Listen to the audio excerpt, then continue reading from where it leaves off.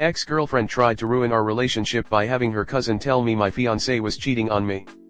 My fiance and I have been together for 5 years and we got engaged a couple weeks ago. My fiance, who we'll call Mike, has an ex-girlfriend we'll call Lizzie. Mike and Lizzie were on and off for a long time and dated briefly before he and I met. They didn't speak for years. Last year Lizzie started talking to Mike again and Mike was very clear that he was just interested in friendship.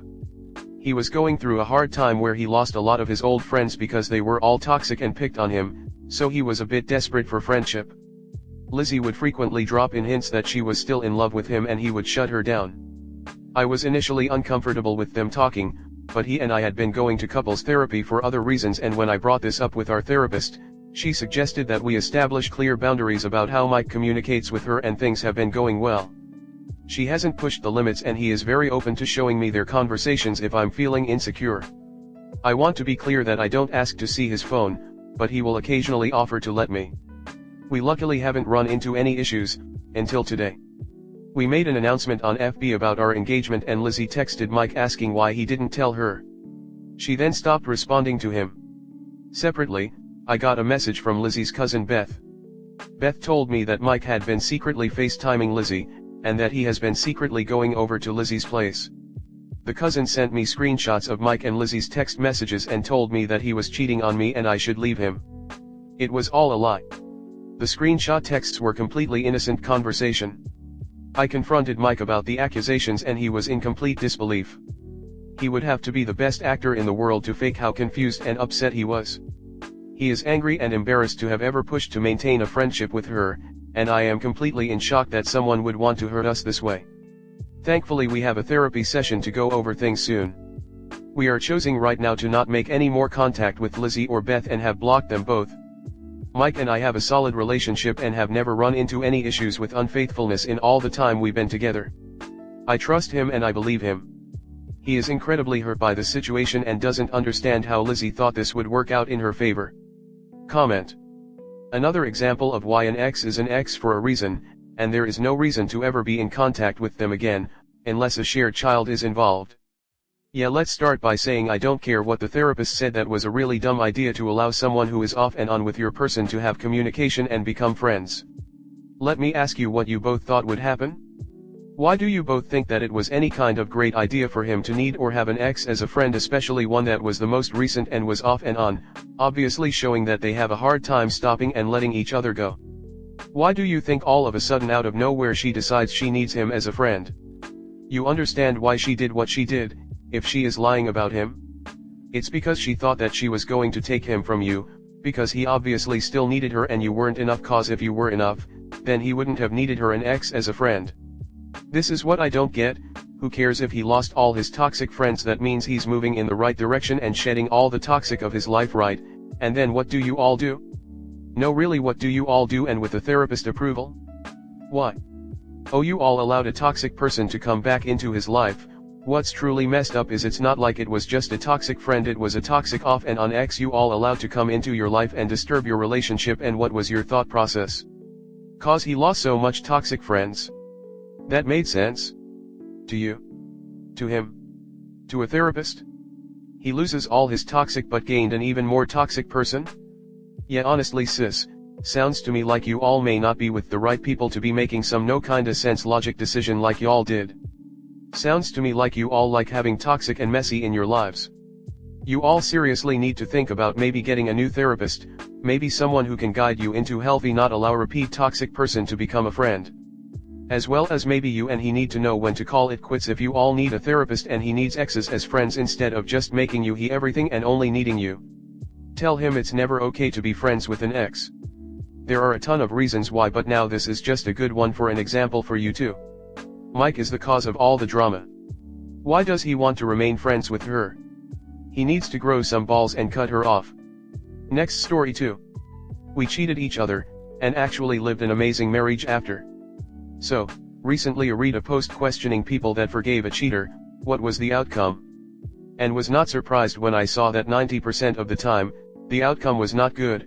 Most of them divorced right after, or discovered new cheatings. So, since my story is not the regular ending, I decided to come here and share to you.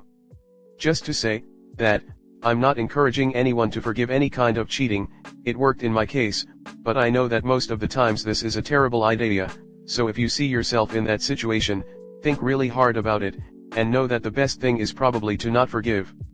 That being said, in 2013 I met a lovely girl 17 years old at the time, same age I had then, I'll call her Charlie, and I had a friend in common and she insisted for some time for me to ask Charlie out. Charlie was stunning, funny, and lovely, she was also strong and intimidating, which really turned me on. We started dating since that day, but we would also go to parties and kiss other people, since we were not in a serious relationship yet. After close to 6 months we decided to make thing official, and stopped kissing other people. Our first year was amazing, we go out, always having a blast, we got along really well and we were really falling for one another. But then, my part of the blame kicks in. I will start saying that I was stupid teenager, was a nerd most of my life, and still am, but at 17, I made some new friends, and started to become more popular which really got into my head. That happened around the time I met Charlie, and it was the first time in my life that I really felt desired by girls. I really switched from shy nerd to a shameless flirty boy, and looking now, I don't even know how I was able to be such a feudal brat back then. To say it directly, I cheated on Charlie. When we were 18, it happened in 2 separate occasions. I have no excuses for myself, I behaved like an ass and had a bad character in that point of my life. My relationship with Charlie was going down, and I decided to tell her what I did, and break up. I decided I will tell her 2 weeks after Valentine's Day, but 1 week before, she said she was going to a birthday party with a friend. I was okay with that, but noticed that she was acting shady. She hid who the friend was, she hid the place of the party or how she would go and get back. After thinking about it I decided to call her friend, pretending that I wanted to know the place of the party, so I could pick the girls there when they wished to leave. It did not surprise me when her friend in a confused tone asked me what party. Well, not that I had any right to be angry, but I already knew war was going to happen. Charlie obviously did not answer my calls that night. I stayed up all night, more feeling guilty for what I did, than angry at her. Since it has been 10 years already, I did not recall all the details, but the next day I went to her house. She was not happy to see me there. When she go to the bathroom I grabbed her phone, just to confirm what I knew. She indeed kissed a guy. I was not angry, just numb, and feeling that I in fact deserved that. I told her I cheated on her also, and that I'll be going home and in a few days we could talk to sort things out. She was really upset, so was I, but we met to talk. It was sad, we were both disappointed, both with yourself and the other. I asked her she wanted to break up. For my surprise she said no. I then said I also did not want to, but though it will be better for us to think about more, and not get back just to repeat those horrible moments. We stayed a couple months with a little distance, we talked to each other, but were trying to proceed in a natural way. After almost 3 months, she sent me a text saying if you want me, come to my house now and never cheat on me again, or we break up for good and move on. That message struck me like a bullet. I did not know what to do, cause I wanted her, but I was terribly afraid of hurting her again, and also afraid of she hurting me again.